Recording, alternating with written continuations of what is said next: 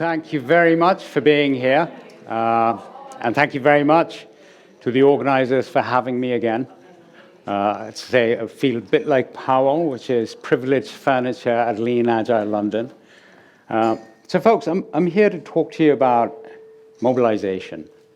I'm here to talk to you about what do we need to do as a community to address everything that is going on around us. So a bit of health warning. Since it's about mobilization, it's about social transformation and our responsibility towards it. Some of you may find the content a little heavy. I am going to try and make it light as much as I can, but unfortunately that is going to be hard. A bit about myself. I'm going to keep this really short. I have my digital footprint is a lot heavier than I am. So you can just scan the QR code, and I have an unusual name, a bit hard to spell, so you can just look that up. And that is all I'm going to tell you about myself today. Now, whenever I look in my mirror, as we all do, that's the first thing I see, right? And that's the incentive for everything that my journey is taking me on. But unfortunately, when I do look into the mirror, somewhere in that darkness in that picture, comes up this stuff as well. And I say, unfortunately. And this is all over the world. It's all over the pale blue dot. So I have no particular bias towards any region. I just have a particular bias towards human beings and what human beings do to one another. And there will be pauses in this GIF or GIF, however you want to call it, which might resonate a bit more with some of you. All of this is going to resonate with all of us. Why? Because we have a certain predisposition being in the community that we are in. We have high levels of emotional intelligence, we have high levels of empathy, and that's why we do what we do for a living. Else we'd be doing something else. Now, who's familiar with the name Marwa Karasi? No? I'm going to pause here for a bit, have a read of this.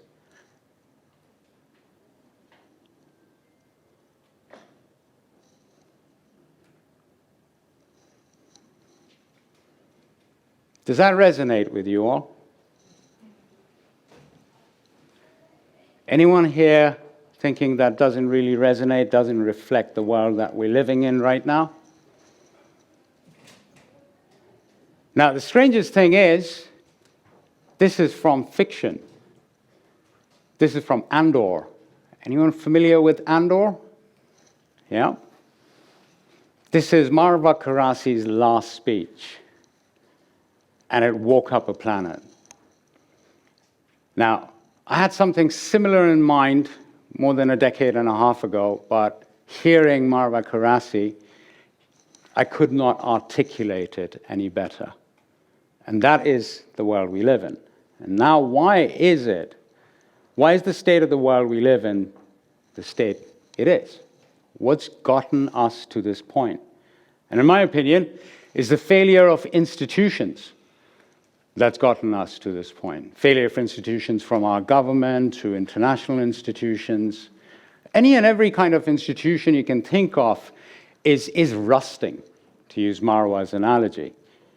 Even universities, even bastions of light and education in the world, particularly what's going on right now, you could argue, and I will argue, are showing signs of that rust. So we can't really rely on the institutions to do what they need to do, which is to spearhead societal change and transformation and get us out of the mess that we currently find ourselves in. And that's throughout the planet, right? It's not a global south problem. It's not a global north problem. It is a planetary problem. And the problem is that our institutions are failing us. Now, you could argue there are various reasons why these institutions are failing us. From my point of view, they're failing us because they've been hijacked by lobbyists and industry. And that's my firm belief. That people do not get into politics to make money. It is the industries who corrupt good politicians by luring them towards them. So what do we need to do? We need to do something which is we're all familiar with, which is start the change bottom up. When the top down is not sponsoring change or is paying lip service to that change, then we start at the bottom. We start mobilizing people. Why do we mobilize them? Because it's easy to shut up 5 change makers in an organization of, say, 250 people. But if you mobilize 80, 90 of them, it becomes a hell of a lot more difficult to shut up the change makers. And we are change makers, right? That's why we're at this conference. That's why we are a community. We are a community driven by the sole purpose of continuous improvement of people, of teams, of communities, and of organizations and enterprise.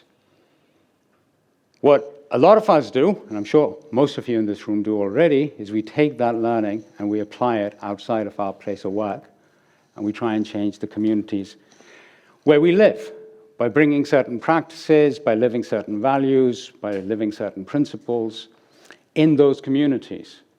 So there's the competition to these guys say they want to change the world of work. I don't. I want to change the world that work gets done in. The world of work will fix itself.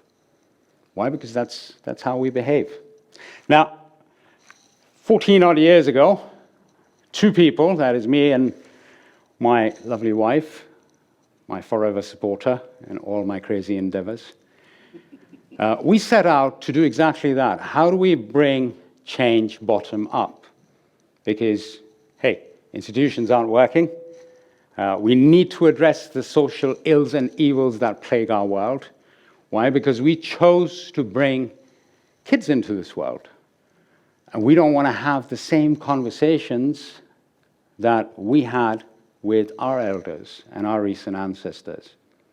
How many people over here grew up hearing on their dining tables that the world's about to end, this Third World War is going to happen imminently, right? That the Ruskies are going to take over the world, right? Same shit, different decade. I'm sick of it.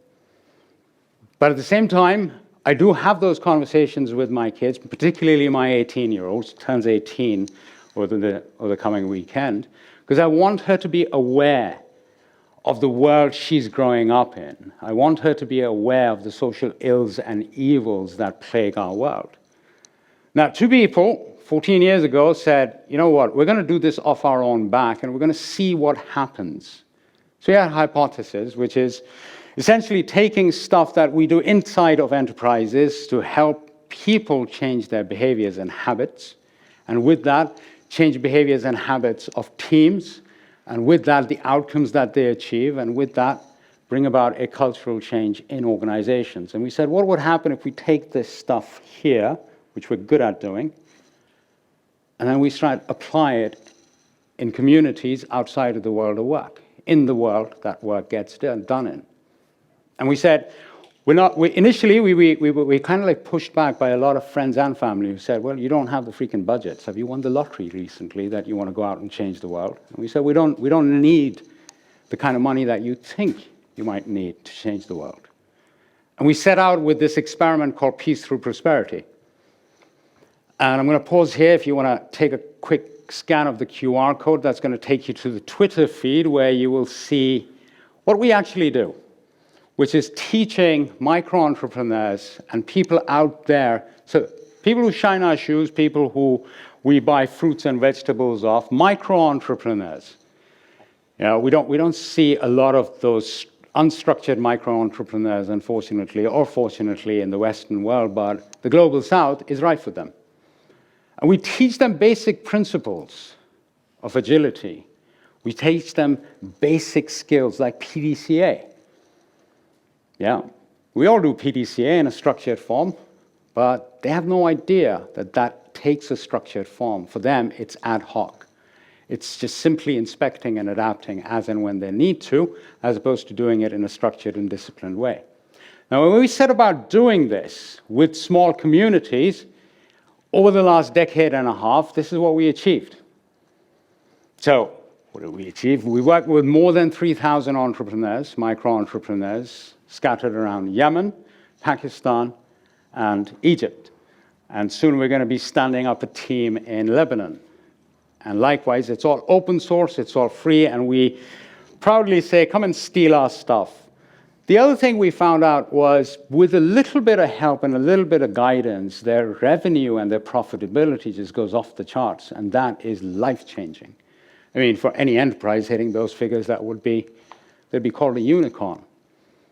And once these people find out how to structure their business well, how to do PDCA, how to bring a little bit of lean and empiricism into their world of work, their life changes. Things that we've achieved is we've helped people move their kids from, religious schools, seminaries, into mainstream education. We've helped shoeshine guys move up the social mobility ladder. We've helped people figure out or harness their own true potential and have better mental health.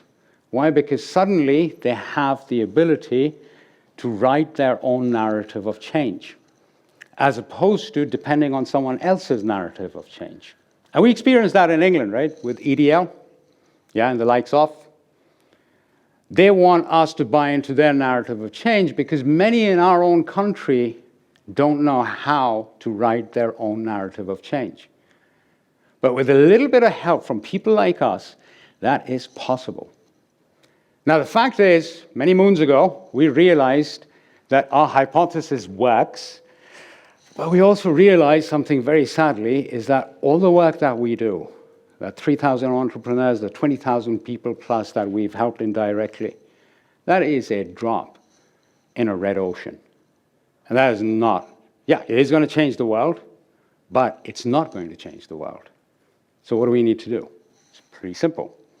We need to mobilize people. We need to get people who have a similar mindset as our own, to take just a half a step into the world they live in and bring their skills and their knowledge and their abilities to bear in their own communities. So one of the things we say is we are self-funded.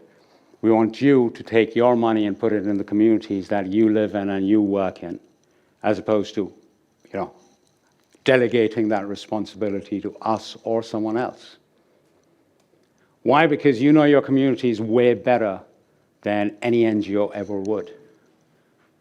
And you will be able to address those issues a lot quicker than anyone external coming into the organization. And we're familiar with that, right? Because when we want to make Agile stick in an organization, what do? We make it stick by developing internal capabilities, right? Yes? So how do we help our communities that we live in develop those internal capabilities that will make them more adaptive, more resilient? So what we're going to do is we're going to experiment here and now, and we're going to see where this goes.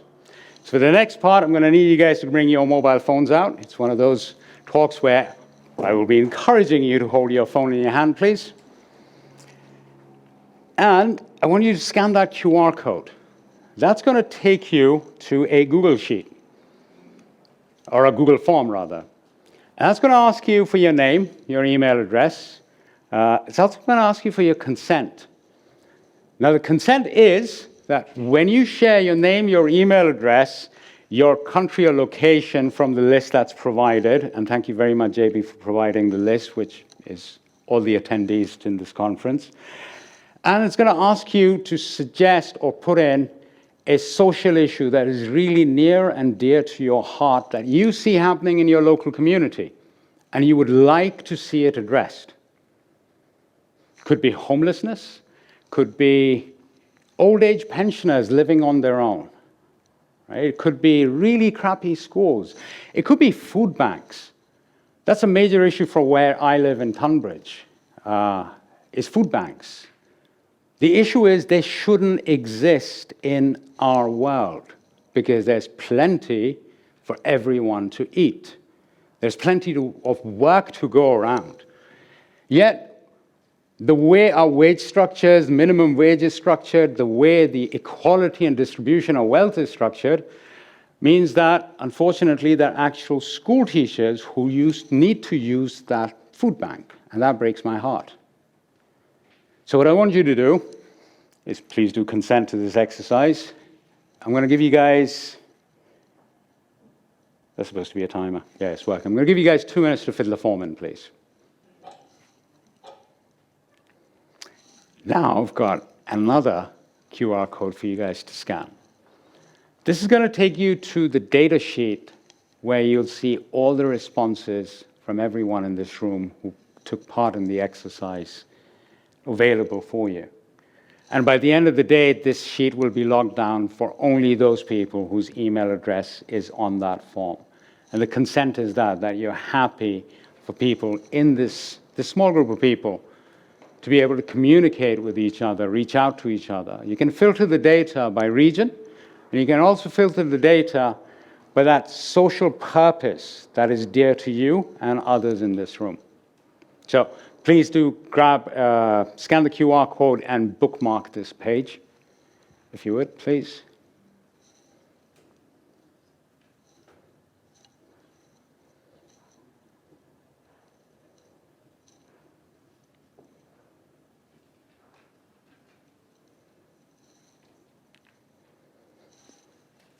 Now, here's the call to action. What you have now is, I don't know, maybe about 40, 50 odd people from various localities, and you know what social ill or evil most affects each and every one of us in this room. Which means that you now have the ability to self-organize into small teams of 10 or less people, motivated around something that is very dear to you. Yeah? Does that remind you of a couple of principles from the Agile Manifesto? And the call to action is get together. Identify who's close to you, i.e. who's co-located. Identify people who have a shared purpose as you in addressing certain social ills and evils. And then just experiment. Now, we have a bunch of experiments that are open source on our website for Peace Through Prosperity, but I'm not going to sell you those experiments. You can just steal them for yourselves, and we encourage that theft, gladly, please. But please experiment. Get together with your fellow Agile practitioners and explore how might you, as a small team, address food banks in your neighborhood, crappy school standards in your neighborhood, homelessness in your neighborhood, or whatever it is that needs to be addressed in your community. Why? Just imagine, 2 people, 2014, decided to do something, 3,000 micro-entrepreneurs across 3 different countries and 20,000 people positively affected later is what was possible for 2 people to achieve with very little money involved. This is not about money. Change is never about money, unless it's enterprise change, right? And day rates. But societal change is not about money. Societal change is about time and commitment. So for instance, whenever I go for a haircut and I do find a homeless person in my neighborhood, I invite them to come for a haircut with me. If I have some spare time, then I will stop and have a conversation with one of the homeless people. Or if I am volunteering at the food bank, I'll have a conversation with whoever's there to avail the resources that are being made available to them. And have that coaching conversation, help them get unstuck themselves. That doesn't require money, that just requires us to give some time. And throw some money at it as well, whatever you can afford to throw at it. And just see what happens, because now you've got people, you're not just alone in your neighborhood, yeah, in your locality. Now you've got other people in this room who probably are close by to you.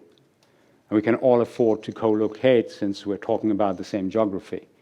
And we've got a shared purpose. Just imagine what is possible. And that is pretty much it, ladies and gentlemen. Go out and explore and experiment and see what happens. Maybe I'll hit you up in a year or 2 and see whether you did get to team up with someone or not. Thank you for your time and the privilege.